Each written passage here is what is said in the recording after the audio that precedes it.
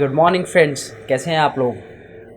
आज है हमारा वियतनाम के अंदर डे 8 और आज की वीडियो की स्टार्टिंग करते हैं हम आपको एक बार हमारा रूम दिखा के। कल हमने नहीं दिखाया था तो आज आपको एक बार रूम दिखाते हैं। अभी थोड़ा सा मेसी है क्योंकि हमारा टाइम टू चेकआउट है, हमें निकलना है अभी एट प्रेजेंट। वो अपने नेक्स्ट डेस्टिनेशन के लिए जा रहे हैं। हमारा टॉपिक भी था कल का, उसको भी एंड करेंगे।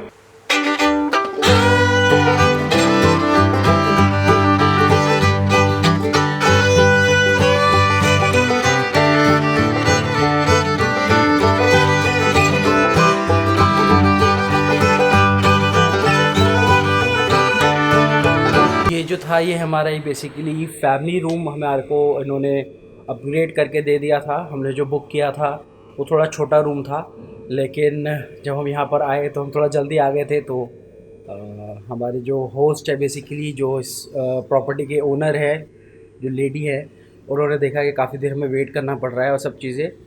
तो अर्लीस्ट जो चेकआउट हुआ था वो ये वाला रूम हुआ था, तो उन्होंने हमारे को एज अ ग्रैटिट्यूड शो करने के लिए ये वाला रूम हमारे को दे दिया उन्होंने। काफ़ी अच्छा बड़ा रूम, पूरा आराम से फैला के सारा सामान रखा हुआ था, सारे गैजेट्स वगैरह अभी भी चार्ज होने आपने देखा होगा। तो इस तरीके से मतलब काफ़ी अच्छा हमारा स्टे रहा कल का। और ये जो होटल था, ये होटल हमारे को पड़ा था करीब 800 रुपये का। 800 रुपये का 2 लोगों के लिए। इसके अंदर ब्रेकफास्ट इंक्लूडेड नहीं है। INR 800 रुपये में बता रहा हूँ, INR 800 में। यहाँ पे काफ़ी कंफर्टेबल बेड्स थे, काफ़ी क्लीन लिनन, सब चीज़ें एकदम क्लीन थी। प्रॉपर्टी बहुत अच्छी है और प्रॉपर्टी का जो बेसिकली लोकेशन है, ऑसम लोकेशन है। तो अगर आप यहाँ पर आ रहे हैं तो इस प्रॉपर्टी को ज़रूर कंसीडर कर सकते हैं। अब बात करते हैं हमारे टॉपिक के ऊपर।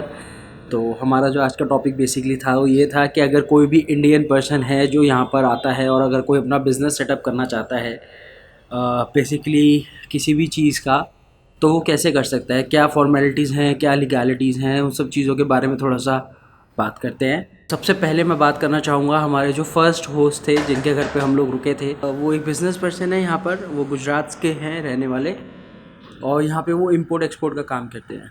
तो जब उनसे बात करी तो उनसे पता चला कि इम्पोर्ट एक्सपोर्ट जो है यहाँ पे काफ़ी सारी ऐसी चीज़ें हैं जो कि यहाँ से एक्सपोर्ट करी जाती हैं और मतलब पूरे ऑल ओवर वर्ल्ड में उनका काम है, डिफरेंट डिफरेंट चीज़ों का काम है।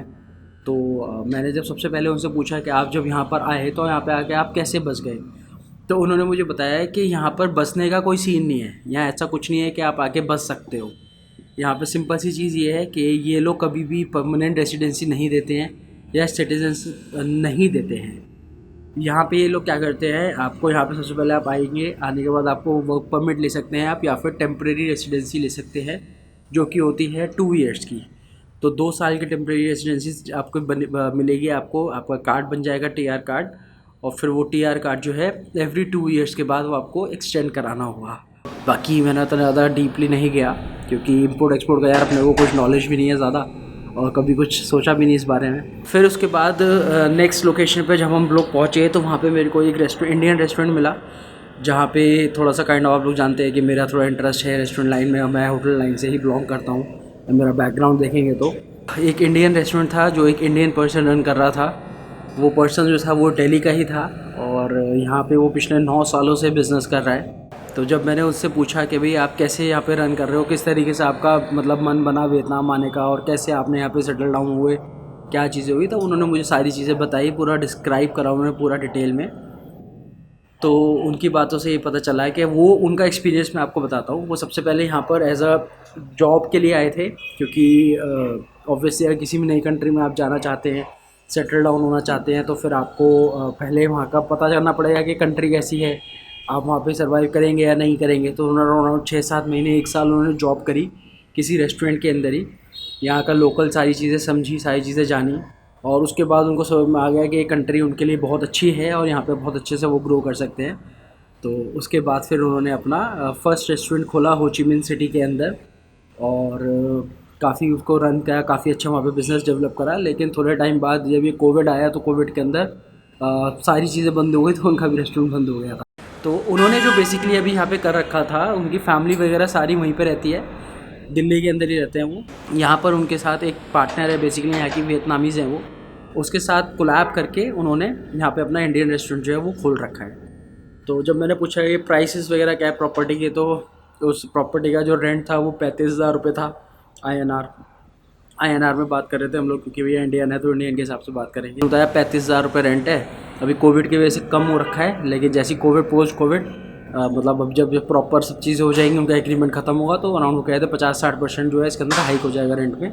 उन्होंने बताया कि जो शेफ्स वगैरह हैं वो उन्होंने खुद अरेंज कर रखे हैं, जो कि हमारे नॉर्थ ईस्ट के मतलब बेसिकली इंडिया के नेपाल साइड से नेपाली हैं, और कुछ हमारे हिमाचल के शेफ्स हैं जो उन्होंने यहाँ पे वो लेके आए हुए हैं, और उनके थ्रू वो लोग काम कर रहे हैं। मैंने पूछा कि आपके साथ यहाँ पे कोई फ्रॉड वगैरह की टेंशन तो नहीं है कि आपके साथ कुछ फ्रॉड हो जाए या ऐसा कुछ हो जाए?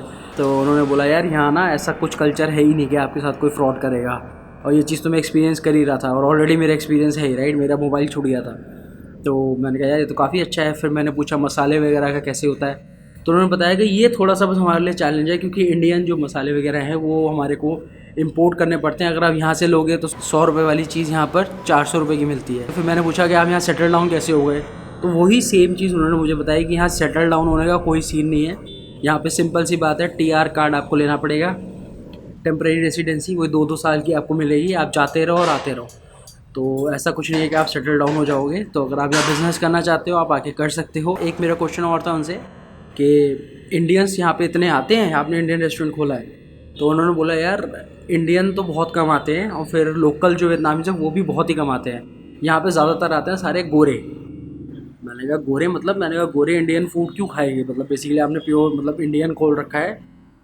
तो ये चीज़ मेरे को देख के मतलब सुन के काफ़ी आश्चर्य हुआ, लेकिन जितनी देर मैं वहाँ बैठा उतनी देर मैंने नोट करा कि खाली हम 2 थे, हस्बैंड वाइफ, मैं और मेरी वाइफ, हम 2 इंडियंस थे, और 2 लोग और वहाँ बैठ के हिंदी बोल रहे थे, जो दो लेडीज़ थी।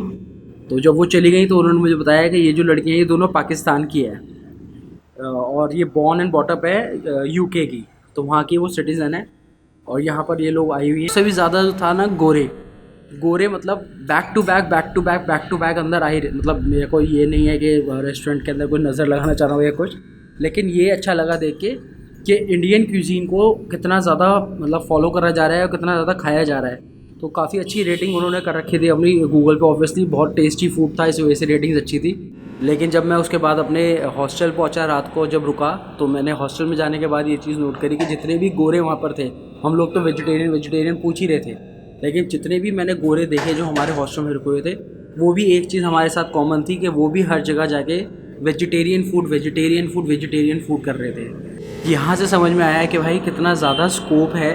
अगर आप यहाँ पे रेस्टोरेंट लाइन के अंदर अगर आप हैं, और मुश्किल से 5 या 6 ही रेस्टोरेंट्स हैं मेजर सिटीज़ के अंदर जो इंडियन क्यूजीन सर्व करते हैं। तो अगर आप रेस्टोरेंट लाइन के अंदर हैं और अगर आप चाहते हैं कि आप ग्रो करें और कोई कुछ डिफरेंट चाहिए, तो वो आप यहाँ पे आके कर सकते हैं। एक चीज़ यहाँ मैंने बिल्कुल भी नहीं देखी, वो हमारा इंडियन जो चाट पापड़ी है, मतलब वो मेजर क्यूजीन्स जो रेस्टोरेंट से वहीं मिल रही है। अगर यहाँ पे मतलब कोई छोटा अगर वेंडर, जैसे ही कल रात को जब हम गए थे तो यहाँ पे बहुत सारे, जैसे हमारे यहाँ पे ठेले लगते हैं, तो उस तरीके से यहाँ पे बहुत सारे लोकल फूड कार्ट्स है।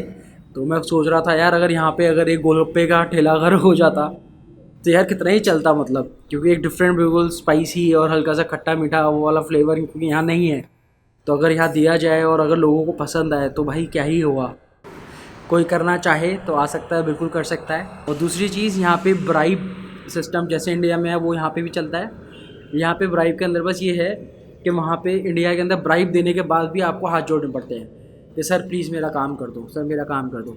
लेकिन यहाँ पे मेरे को दोनों जो बिज़नेस पर्सन थे उन्होंने बताया कि यहाँ पे अगर आप ब्राइब देते हो जो आपको देनी पड़ती है, उसके बाद आपको सर नहीं बोलना पड़ता, सामने वाला आपको सर बोलता है। तो ये चीज़ काफ़ी अच्छी लगी, क्योंकि वहाँ तो यार पैसे भी दो और उसके बाद पैरों में भी गिरो।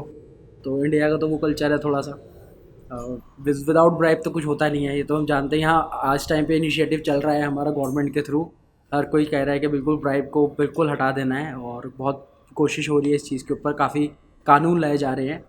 लेकिन ये चीज़ यहाँ पर जो है थोड़ी सी अच्छी लगी। चेकआउट का टाइम हो गया है हमारा, अब फटाफट निकलेंगे और अपना नेक्स्ट डेस्टिनेशन के लिए हमारी बस है, तो फटाफट बस पकड़ेंगे। और ये थी हमारी आज की स्टोरी। तो आज के व्लॉग को हम यहीं पे एंड करते हैं, और अब यहाँ से स्टार्ट होगा हमारा नेक्स्ट व्लॉग। तो आप अगर इस वीडियो आपको अच्छी लगी है, इन्फॉर्मेटिव लगी है और आपको पसंद आई है, तो इस वीडियो को आप ज़रूर लाइक करिएगा। अगर आपको लगता है कि आपको इस वीडियो को किसी के साथ शेयर करना है जो कि जिसके लिए वो हेल्पफुल हो सकती है, तो आप ज़रूर शेयर करिएगा। और अगर चैनल को अभी तक भी आपने सब्सक्राइब नहीं किया है तो कर दो यार, यही टाइम है इस चैनल को सब्सक्राइब करने का। मेरे को ग्रो करने के लिए मोटिवेशन मिलेगा, आप लोगों का सपोर्ट मिलेगा। तो प्लीज़ सब्सक्राइब करें इस चैनल को और मेरे साथ बने रहिए और देखते रहिए द रजत शर्मा व्लॉग्स। जो है हमारी स्टार्ट